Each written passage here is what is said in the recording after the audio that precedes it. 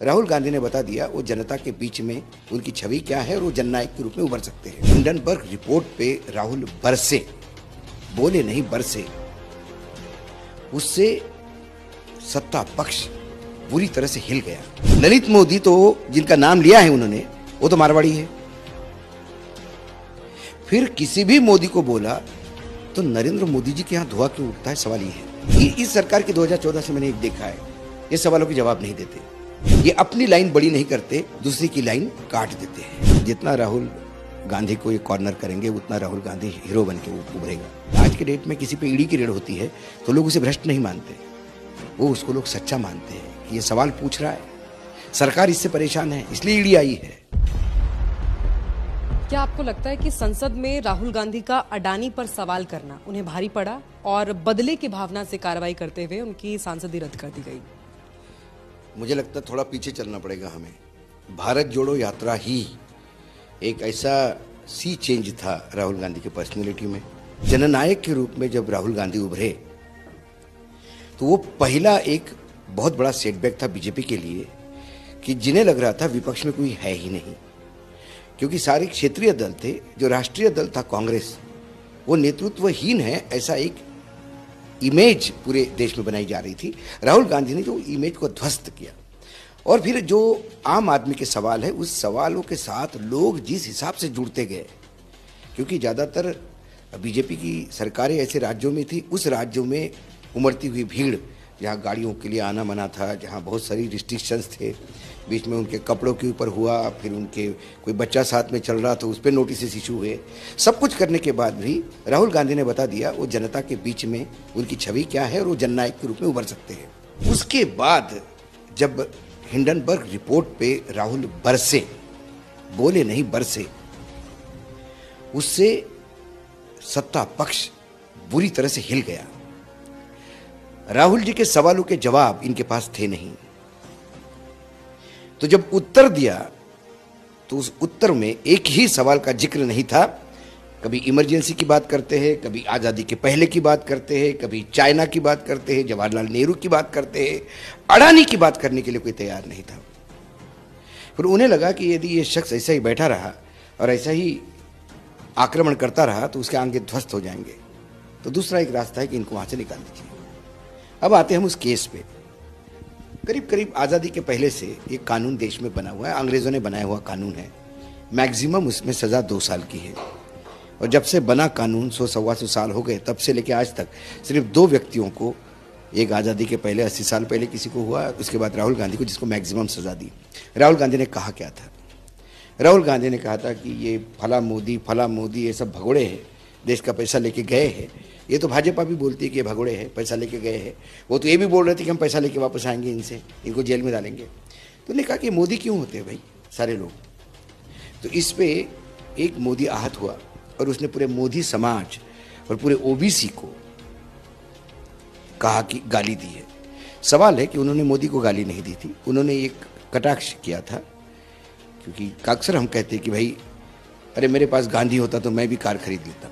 इसका मतलब महात्मा गांधी से नहीं होता, उस नोट के छपे हुए महात्मा गांधी के फोटो को लेके लोग नोट को भी गांधी कहते हैं। तो इसके मायने ये नहीं कि हम गांधी को अपमानित कर रहे हैं। लेकिन जब आपको कटघरे में खड़ाई करना है तो पीलू मोदी ये पारसी है, ये कहाँ से ओबीसी हो गए? सैयद मोदी मुसलमान थे। मैं बड़े नाम ले रहा हूँ जो पूरा देश जानता है जिनको। ललित मोदी तो जिनका नाम लिया है उन्होंने, वो तो मारवाड़ी है। फिर किसी भी मोदी को बोला तो नरेंद्र मोदी जी के यहाँ धुआं क्यों उठता है, सवाल ये है। तो उसको लेके जब ये गया तो आपको थोड़ा कोर्ट की क्रोनोलॉजी भी समझनी पड़ेगी। पिटिशनर ने जिसने एफआईआर दर्ज की, केस कोर्ट में रजिस्टर हुआ, उनको लगा कि जो जज साहब है ये थोड़े कानून के हिसाब से चलने वाले हैं, तो उन्होंने हाईकोर्ट को जाके वो केस रुकवाया खुद ही। और जैसे ही अपने बलन के जज आ गए, हाईकोर्ट से जाके केस विड्रॉ किया। केस चलता है, 1 महीने में हियरिंग होती है, नए जज साहब सुनते हैं, उसके बाद उनको तुरंत 2 साल की सज़ा हो जाती है। वो सज़ा होती न होती तुरंत या मेंबरशिप खत्म हो जाती है, बंगला खाली करवाया जाता है और उसके बाद जज साहब का प्रमोशन होता है। इस सीक्वेंस को हम क्या कहें? हम न्यायपालिका पे आरोप नहीं लगाते, लेकिन जब ये सीक्वेंस सामने आती है तो जवाबदेही तो न्यायपालिका की भी बनती है, क्योंकि संविधान का एक बहुत बड़ा स्तंभ है वो। आपने क्रोनोलॉजी का जिक्र किया आपने। टाइमलाइन अगर देखा जाए, जिस रफ्तार के साथ कार्रवाई हुई, उसके बाद सदस्यता रद्द हो जाना, आवास ले लेना, आपको लगता है कि जो सवाल किया या मुद्दा उठाया राहुल गांधी ने अडानी का संसद में, उसी की कीमत वो चुका रहे हैं आज? बिल्कुल अडानी की कीमत चुका रहे हैं, और ये कीमत इसलिए भी चुका रहे हैं क्योंकि उनको लगा कि ये सिर्फ बोलता है तो जनता सुनती है। क्योंकि मैं बार बार कहता हूं, राहुल गांधी के किसी भी एक्ट को अब हमें भारत जोड़ो यात्रा के साथ जोड़ के देखना होगा। पहले राहुल बोलते तो कोई सीरियसली लेता नहीं था, ऐसा ये लोग कहते थे। अब इनको ये पता पड़ गया है कि राहुल गांधी को आप लाइटली ले नहीं सकते, क्योंकि उनको सुनने वाले, उनको प्यार करने वाले लाखों करोड़ों के तादाद में हैं जो रास्ते पे दिखे हैं। ये मिस कॉल करके मेंबरशिप वाला प्रयास नहीं था, ये लोग प्रैक्टिकली लोग चले हैं, पसीना बहाया है लोगों ने, और लाखों के तादाद में चले हैं, करोड़ों के तादाद में लोगों की भीड़ इकट्ठा होती थी। तो ये उनको लगता है कि अब राहुल कि नहीं तो ये किसी की संज्ञान लेते ही नहीं। आपने कहा कि लोग सीरियसली लेने लगे, अब लाइटली नहीं लिया जा सकता उनके हर एक्शन को, राहुल गांधी के एक्शन को, उनकी बातों को लोग सुन रहे हैं, देख रहे हैं। ये इन्होंने बनाया हुआ परसेप्शन था। जहां तक मेरा व्यक्तिगत रूप से सवाल है, आप मेरे पुराने प्रोग्राम भी देखिए, मैं हमेशा कहता था कि राहुल ने ऐसा कौन सा इशू उठाया जो इस देश के सामने समस्या बन के नहीं आया। क्या नोटबंदी उन्होंने नहीं उठाया था? क्या चाइना उन्होंने नहीं उठाया था? क्या जीएसटी उन्होंने नहीं उठाया था? क्या कोरोना उन्होंने नहीं उठाया था? ये सारी चीज़ें, रैफल्स उन्होंने नहीं उठाया था। ये तमाम चीज़ें हैं, बेरोजगारी उन्होंने नहीं उठाई थी, किसानों की समस्या नहीं उठाई थी, लैंड एक्विजिशन नहीं उठाया था। ये तमाम समस्याओं के जो चीज़ें थी, तब इन लोगों ने उसको हंस के टाल दिया। बाद में वो विकराल रूप लेके देश के सामने खड़ी हो गई, जिसमें सरकार को कई बार 2 कदम पीछे भी आना पड़ा, खासकर किसान कानून को लेकर। खामियाजा आम और गरीब लोग इसका भर रहे हैं। राहुल तो हमेशा ही सीरियस थे। इनको लग रहा था, इनका परसेप्शन था कि राहुल को कोई नहीं सुनता। अब क्या है, चमत्कार के बगैर नमस्कार नहीं है इस देश में। राहुल जी के भारत जोड़ो यात्रा ने जो चमत्कार दिखाया, उसको इनको नमस्कार करने के लिए मजबूर हो गए। और जब नमस्कार करने के 2 तरीके होते हैं, एक आप स्वागत में नमस्ते करते हो, और एक आप विदाई में बहुत हो गया भैया जा। तो ये जो इनका जो नमस्ते था राहुल गांधी को, बहुत हो गया भैया तू जा, तेरा बंगला भी खाली कर लेंगे, तेरी सदस्यता भी ले लेंगे, तेरे को ना पार्लियामेंट में खड़ा होने देंगे, ना बोलने देंगे। आपको लगता है राहुल गांधी को सुप्रीम कोर्ट से राहत मिलेगी? जिस हिसाब से सुप्रीम कोर्ट से ज़्यादा मैं कहूँगा मुझे चंद्रचूड़ जी पे विश्वास है, क्योंकि इसी सुप्रीम कोर्ट ने कई बार मुझे ऐसे भी लोग आते हुए दिखाई दिए। जजेस में भी जब गवर्नर और राज्यसभा बनने की लालसा उत्पन्न होती है, तो सत्ता पक्ष की तरफ झुकाव होता है।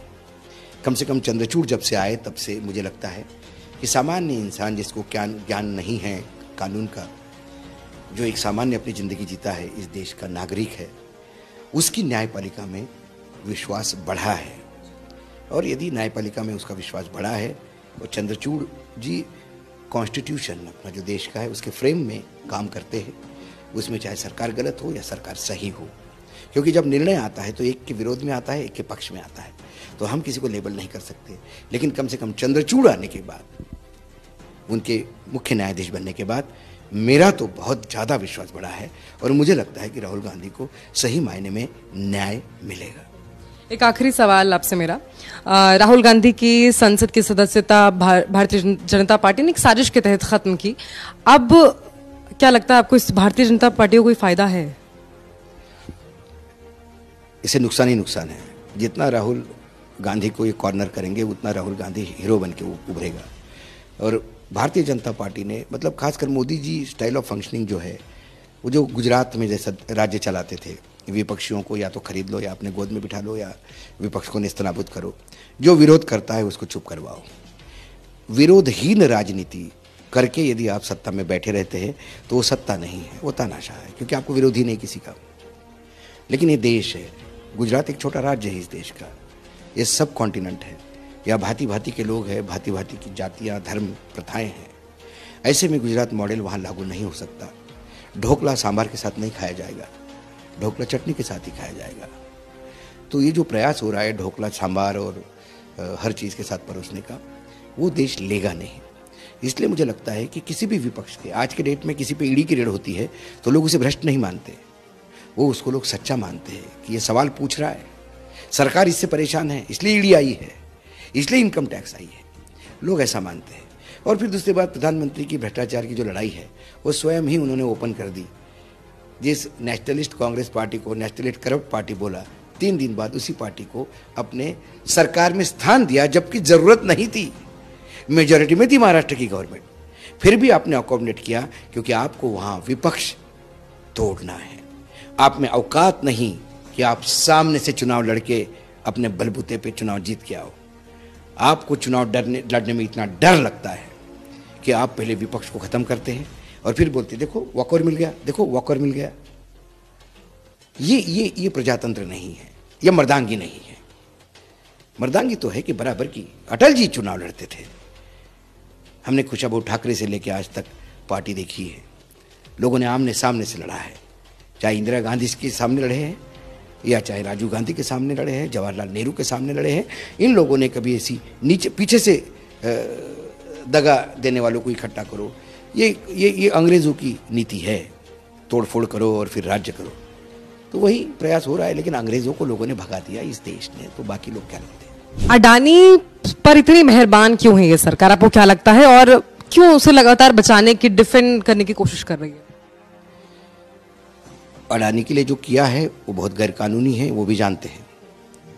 और जब आपने किसी को पाला है तो उसको आप साथ देना आपकी मजबूरी है। ये तो समय बताएगा जब इन्वेस्टिगेशन होगा। अडानी के पास 10 शेल कंपनियों का पैसा है, मेरे हिसाब से करीब करीब 85,000 करोड़ से ज़्यादा का इन्वेस्टमेंट है। उन शेल कंपनियों पे अभी सरकार चुप है, बीएसई चुप है। जब एनएसई या बीएसई, जब बॉम्बे स्टॉक एक्सचेंज इनको क्लीन चिट देती है, वो क्लीन चिट इन्वेस्टमेंट के लिए नहीं होती, वो क्लीन चिट गलत ट्रेडिंग या माल प्रैक्टिसेस के लिए होती है। आपने शेयर बाजार में माल प्रैक्टिसेस नहीं की। मैं तो बोलता हूँ कि शेयर बाजार में थोड़ा बहुत तो सब करते हैं, मैं उस पर भी नहीं। मेरा आरोप सिर्फ एक है कि जो 10 शेल कंपनियों का पैसा है, जिनके नाम मेरे पास है, जिनका अमाउंट मेरे पास है, उन शेल कंपनियों का बाप कौन है? वो पैसा आतंकी मनी है, चाइना पाकिस्तान का पैसा है, ड्रग मनी है, हवाला मनी है। मैं ये जानना चाहता हूँ। पैसा आने में मुझे प्रॉब्लम नहीं है। ऑस्ट्रेलिया के क्वींसलैंड करके एक राज्य है, वहाँ से भी पैसा इन्वेस्ट हुआ है अडानी जी के इसमें।